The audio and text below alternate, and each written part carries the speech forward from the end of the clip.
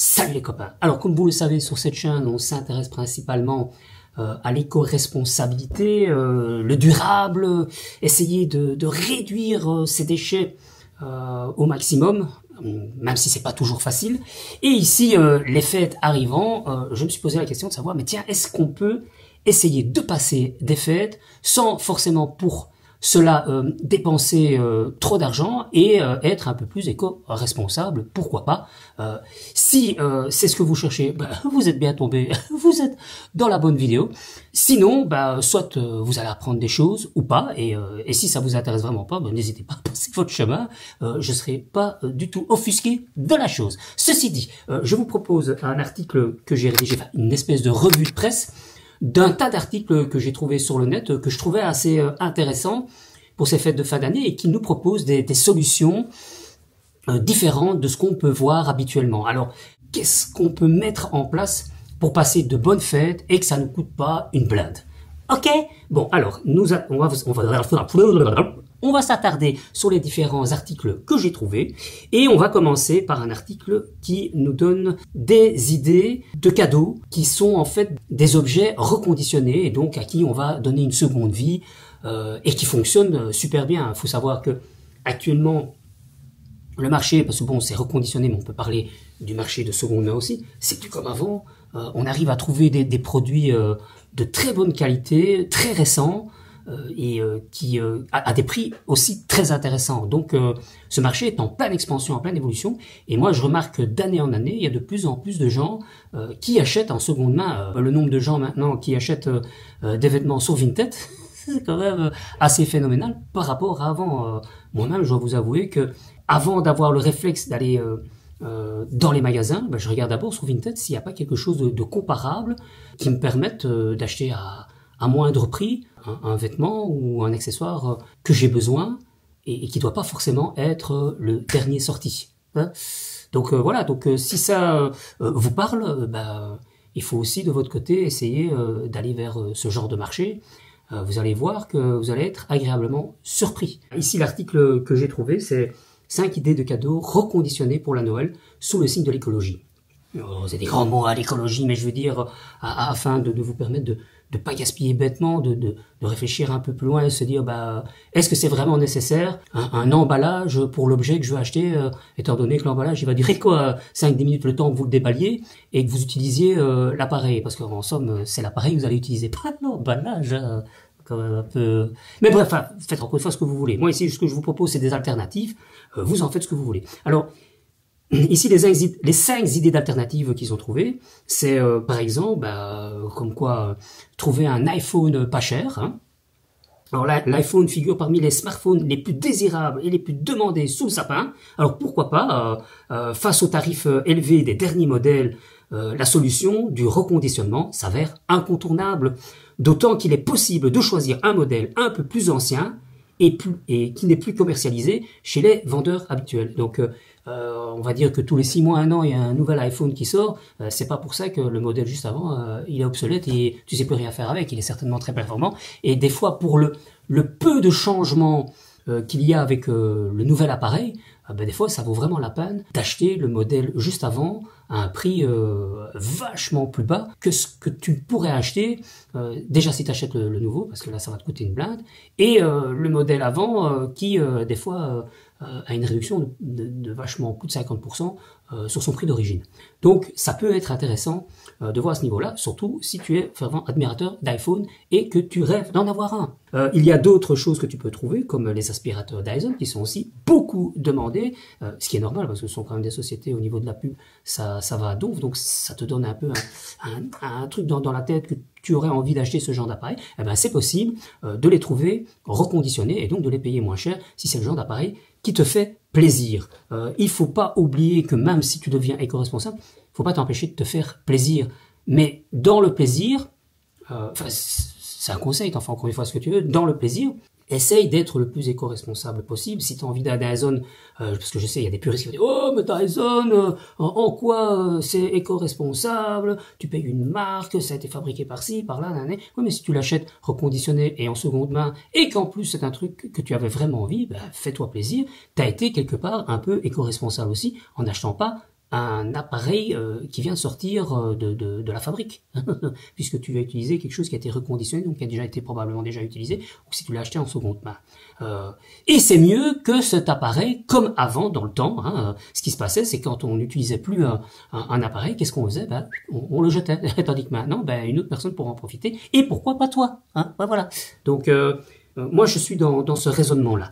Là, on a dit que deux objets qu'on pouvait trouver comme idée de cadeau pour la Noël à un prix plus attractif, mais tu peux encore trouver un MacBook Air parfait pour les études, une console portable, pourquoi pas, style la Switch, la Nintendo, les choses ne changent pas tant que ça. Quand on voit actuellement la PS5 par exemple, là on n'est pas dans la console portable, mais la PS5 qui au tout début valait son pesant d'or, on savait même pas les avoir dès qu'elle sortait tellement la demande était grande. Maintenant, si tu l'achètes maintenant, il y en a pas d'autres qui sont sortis pour le moment. Peut-être qu'il y en a une qui va sortir bientôt, mais enfin, si déjà tu arrives à te procurer une PS5 actuellement reconditionnée ou en seconde main, tu vas vachement faire une économie par rapport aux premiers qui ont eu la PS5 au tout début, et pourtant tu vas jouer de la même façon que eux. Ils auront pris un peu d'avance parce qu'ils l'auront acheté avant, mais ça ne t'empêche de t'amuser tout autant en l'ayant acheté plus tard, et à un prix très attractif. C'est mon point de vue. Donc voilà, donc il y a aussi les montres connectées. Oui, ça aussi c'est comme un peu les iPhones, et peut-être même un peu plus, c'est que les montres connectées, déjà il existe actuellement 9 des tas de modèles différents, et qui dit pas que tu peux trouver un modèle moins récent d'une marque que tu avais envie d'acheter, mais qui a les mêmes caractères, les mêmes fonctions que celle qui serait neuve, qui n'est pas de marque. Ça peut être un raisonnement qui te permet d'acheter enfin la montre entre guillemets de tes rêves, si c'est vraiment un rêve. Voilà. Au travers de ça, en parcourant d'autres articles, j'ai trouvé un autre article qui te proposait 3 idées assez sympas, je trouve, de cadeaux, mais entre nous, je vous les présente, mais ils sont vachement plus chers. Donc moi je dirais, si c'est vraiment un truc qui vous parle ou dont vous allez trouver l'utilité, pourquoi pas demander aux autres membres de votre famille de se mettre ensemble pour, au lieu de chacun vous offrir un cadeau, que vous n'en ayez qu'un, mais qui soit plus conséquent et qui permette de mettre le prix de ce gros cadeau. Moi, c'est le genre de truc qui me plairait, quoi. Au lieu d'avoir un petit cadeau de chacun, d'avoir un gros cadeau d'un truc que je veux vraiment et où chacun a participé. Alors, ça permet, d'une part, d'acheter un truc qui coûte vachement cher, que peut-être vous n'auriez pas acheté tout seul, mais le fait que toute la famille se mette ensemble pour vous l'offrir, là, pourquoi pas vous payer le supplément aussi pour l'avoir. Donc, à vous de voir. Donc, et ici, dans les différents cadeaux que j'ai trouvés, je trouvais ça assez sympa. C'est celui-ci. C'est les glaçons réutilisables en granit. Moi, je savais même pas que ça existait. Et en fait, quel est l'avantage de ce genre de glaçons? Déjà qu'ils sont durables, hein, c'est-à-dire que ton glaçon, il va pas fondre, c'est du granit. Hein.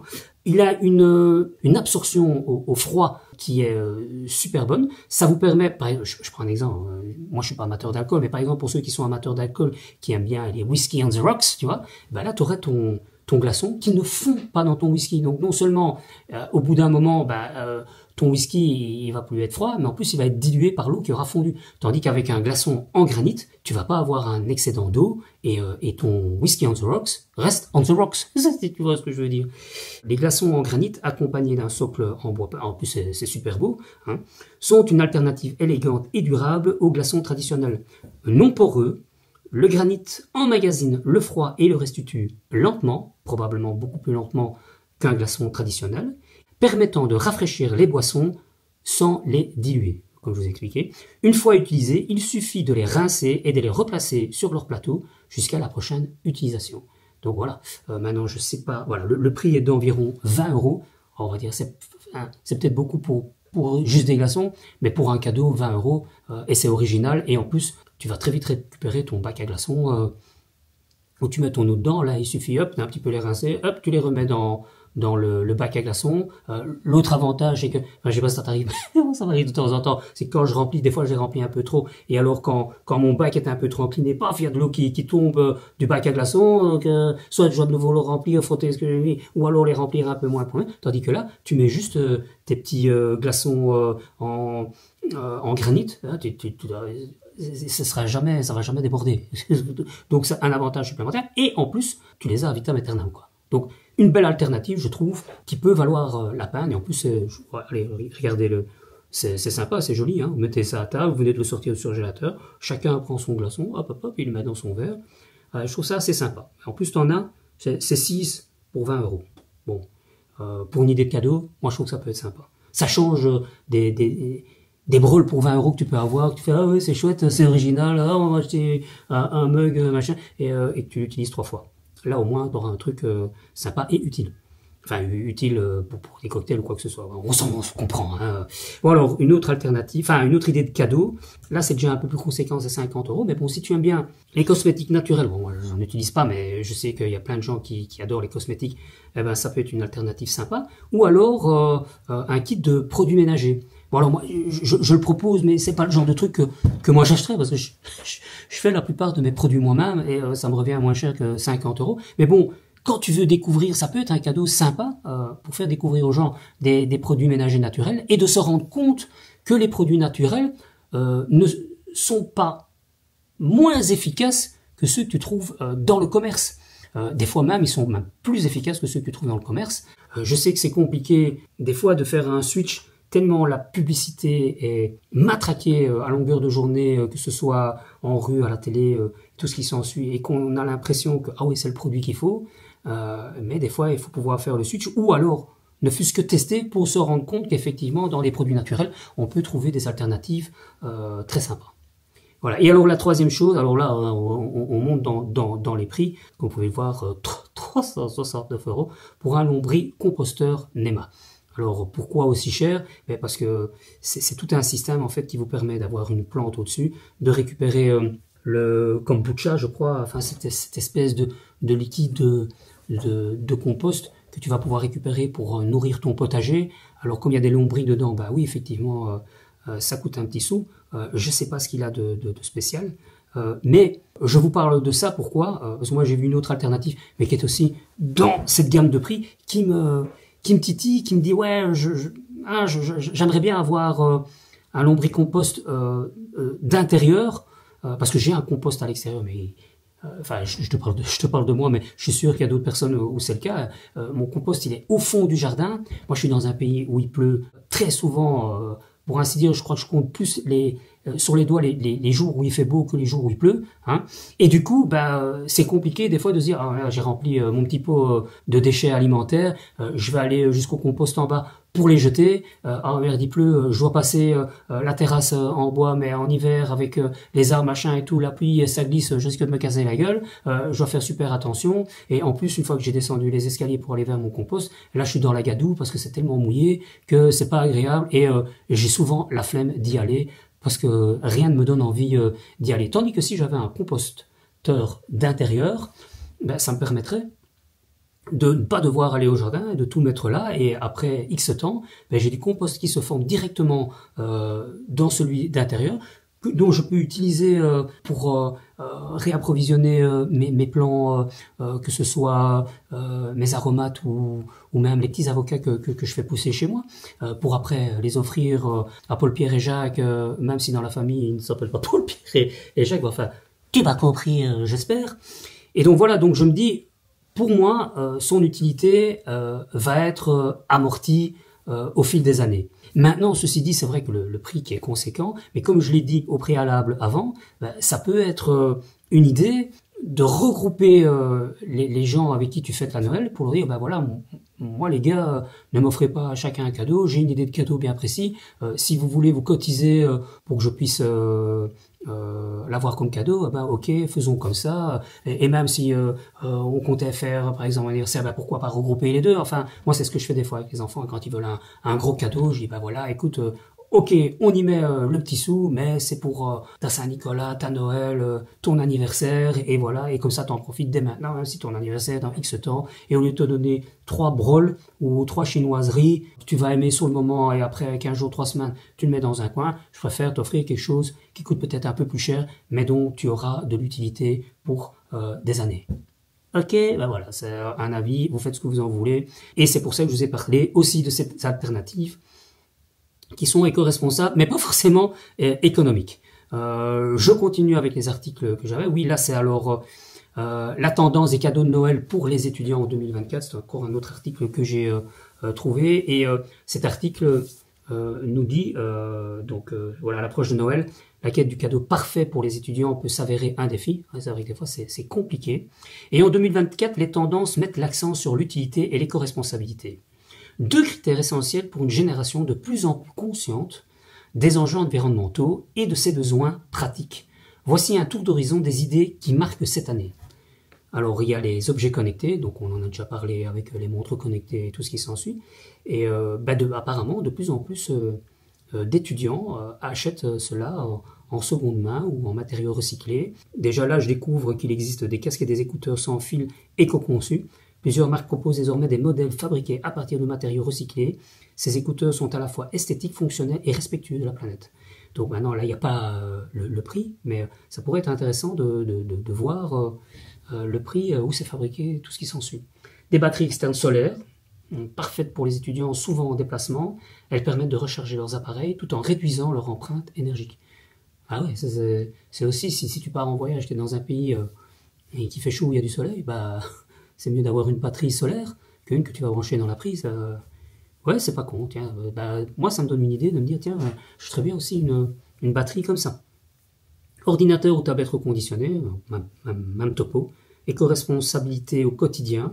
Alors, le respect de l'environnement est au cœur des préoccupations des jeunes. Les cadeaux éco-responsables qui favorisent les petits gestes du quotidien sont particulièrement appréciés.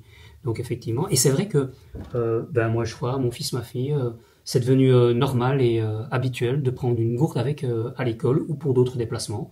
Ce qu'on n'avait pas forcément, nous, comme, habitude de faire, eux, c'est devenu, c'est vrai que les lunchbox aussi, les accessoires zéro déchet, en plus, ils sont de plus en plus sympas, je trouve qu'ils sont beaux, en plus, ça peut être aussi des vêtements et accessoires éthiques. Ouais, d'ailleurs, moi, j'ai une copine qui crée elle-même ses vêtements à partir de chutes d'autres vêtements, ou des vêtements qu'elle ne met plus, qu'elle reconfectionne. Bon, maintenant, elle a des doigts de fée au niveau couture, elle arrive à faire plein de trucs, mais enfin, moi je trouve ça super sympa de pouvoir redonner vie et de donner une autre fonction à ce vêtement qu'elle a mis pendant des années, et puis qu'elle a transformé pour être quelque chose d'autre, et de nouveau apprécier une partie de ce vêtement pour de nouveau en profiter pour quelques années.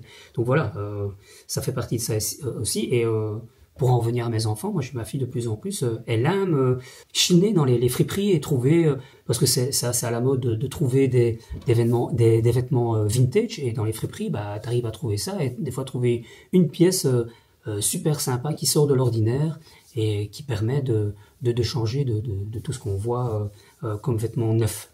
Donc, alors il y a les abonnements aussi, solutions intelligentes. Donc, par exemple, offrir à la Noël, pourquoi pas, nous en Belgique on a Walibi, un parc d'attractions, pourquoi pas offrir un abonnement annuel pour aller dans un parc d'attractions. Nous en plus on n'habite pas loin d'un parc d'attractions, donc ça permet à ma fille surtout de se dire, tiens, voilà, quand j'ai envie de m'amuser avec des potes et tout ça, on a tous un abonnement, hop, on va là, ça ne coûte pas grand chose et on s'amuse pour toute la journée.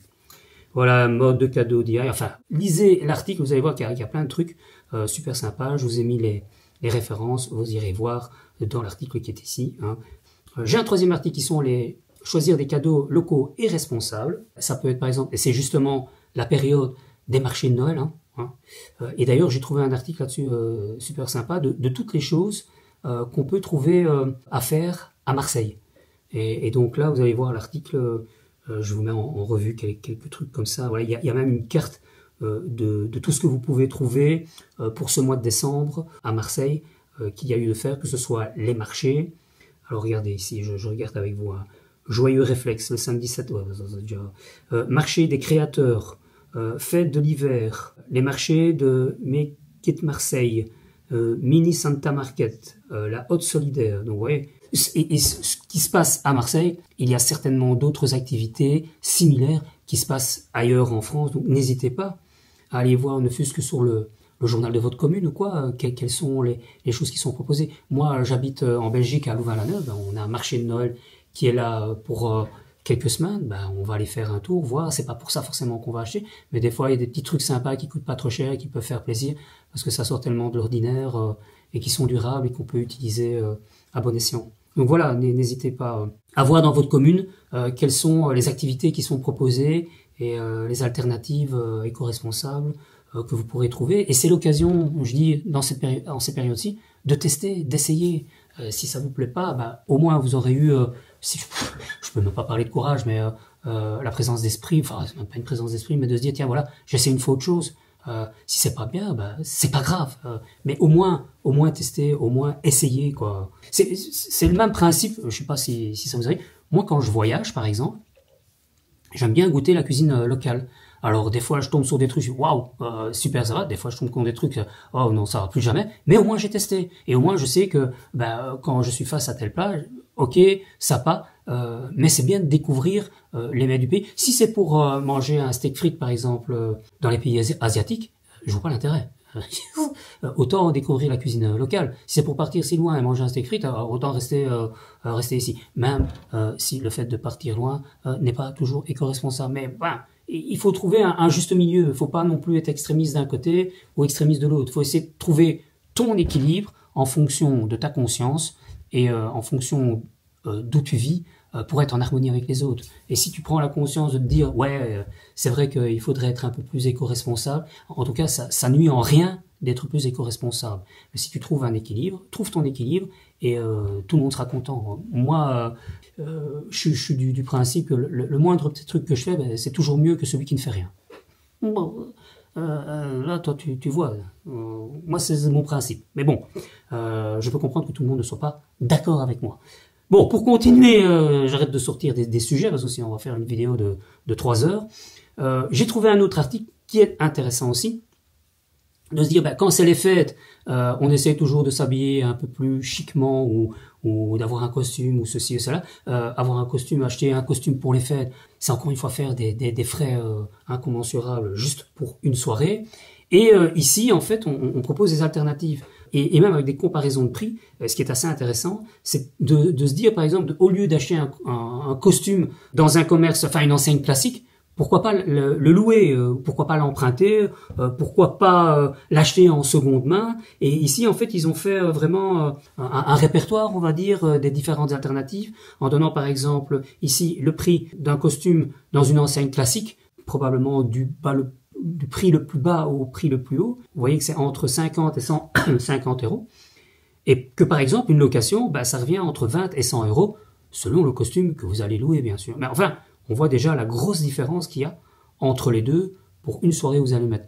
Moi, par exemple, je suis pas un fervent du costume, c'est pas le truc qui... Mais je me dis que pour des occasions, je peux faire un effort d'en mettre. Mais je vais pas aller acheter un costume chaque fois qu'il y a une occasion. Alors, oui, tu vas me dire, mais David, t'es pas obligé d'acheter un costume chaque fois qu'il y a une occasion. Oui, mais avec les années qui passent, j'ai plus la même morphologie, ni forcément le même poids que j'avais avant. Donc, le costume que j'ai plus mis peut-être depuis 10 ans, et que c'est une occasion pour le mettre, et je me dis, je vais le mettre, et que je rentre plus dedans, je dis, je dois aller acheter un costume pour les autres. Non, autant louer, en sachant... que la Noël, ça tombe tous les ans à la même période, que si on décide une fois de faire ça autrement et que à cette occasion-là, parce que je mets pas un costume à toutes les Noëls non plus, mais que à cette occasion-là, on a tous décidé de mettre un costume, c'est mieux que de chaque fois devoir racheter un truc. Et puis un costume, bon, les coupes classiques, ok, ça ne se démode pas, mais des fois, t'as des costumes que tu trouves super sympas, et puis 10 ans après, ça ressemble plus à rien, c'est plus dans l'air du temps, t'as l'air d'être déconnecté des autres, et alors tu te dis, je suis mieux d'acheter un truc qui est dans l'ordre, tandis que là, en location, tu auras toujours quelque chose qui est dans l'époque dans laquelle tu vis. Donc, à voir. Je vous laisse le libre choix de parcourir cet article. Vous allez voir, il y a vraiment des trucs intéressants, et je pense même qu'il y a des adresses où vous pouvez trouver ces alternatives. D'ailleurs, je pense que dans l'article que je vous ai concocté, je les ai mis dedans. Il y a We Dress Fair, par exemple, ou Coton Vert, qui propose des vêtements à tendance à petit prix et respectueux des travailleurs de la planète. Donc ça peut être une alternative aussi assez intéressante. Et comme je vous l'ai dit tout à l'heure, vous avez aussi des friperies où vous pouvez trouver des costumes à des prix très attractifs. Donc voilà, je vous ai mis les références de l'article. Et alors on va terminer par quelque chose que je trouvais très sympa aussi, que je vous laisserai découvrir, c'est comment transformer le chocolat de la Saint-Nicolas ou des Noëls, parce que je sais qu'il y a des pays où il n'y a pas de Saint-Nicolas, ou des Noëls, chocolat du Père Noël, en trésor gourmand. Et là, en fait, ce sont tous les chocolats qu'on n'a pas mangés, qu'on transforme en autres friandises pour pouvoir les consommer et pas les jeter Parce que des fois, on a tendance à avoir des chocolats, non, on va les manger plus tard. C'est comme les œufs de Pâques. Moi, des fois, j'ai retrouvé des œufs de Pâques 1 an après, que j'aurais pu transformer autrement pour ne pas les gaspiller. Et ici, cet article décortique tout ça. Je vous montre comment donner une seconde vie au chocolat. Durant cette période, on fait généralement le plein de chocolat qui se décline en figurines, en spéculoos, en lettres résultats. De nombreux Belges, les Belges sont très friands de chocolat, comme la bière. D'ailleurs, je crois qu'ils ont fait une bière au chocolat, mais ça c'est le genre de truc que je vais pas goûter. Déjà que je suis pas très bière, mais alors une bière au chocolat, j'ose pas imaginer à quoi ça doit ressembler. Mais enfin bref, donc les Belges se retrouvent avec une montagne de chocolat noir et au lait ou blanc. Et selon une enquête, un tiers des Belges déclarent même qu'il leur en reste tellement qu'ils ne savent pas quoi en faire. Ce qui ne signifie pas qu'il faille le jeter après plusieurs mois à squatter notre garde-manger, au contraire. L'application anti-gaspi Too Good To Go a dévoilé comment conserver ses chocolats plus longtemps, mais aussi comment terminer sa réserve grâce à quelques astuces. Voilà. Je vous laisserai découvrir tout ça dans cet article. Je vous laisserai découvrir la revue de presse aussi sur Patreon. On va terminer sur ceci, en vous disant, n'hésitez pas à venir vous inscrire sur le Patreon pour bénéficier de cet article et d'un tas d'autres. J'espère que cette petite rubrique t'aura plu et que ça t'aura apporté des informations supplémentaires. Moi, je te dis à très bientôt pour de nouvelles aventures. Je t'attends de l'autre côté sur Patreon. Et d'ailleurs, tu peux y laisser des commentaires si tu le désires. Je serai enchanté de te répondre. D'ici là, porte-toi bien. Allez, je te fais mon petit rituel habituel. Salut les copains!